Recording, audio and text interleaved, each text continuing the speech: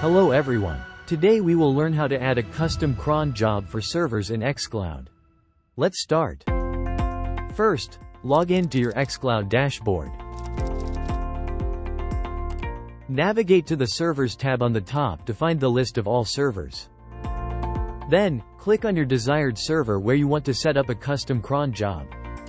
A custom cron job can automate tasks like emails or backups at predefined intervals.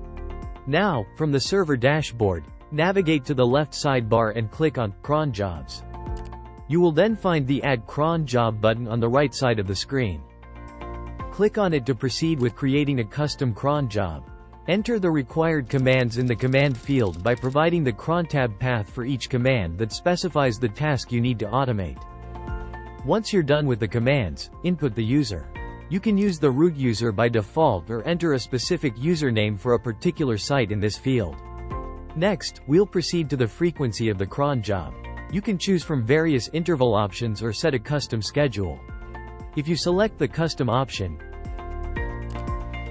you can specify the minute, hour, day of the month, and day of the week to set the schedule. To show you how this works, let's configure a custom schedule for the cron job in this video. Click the Save button to save all changes you made.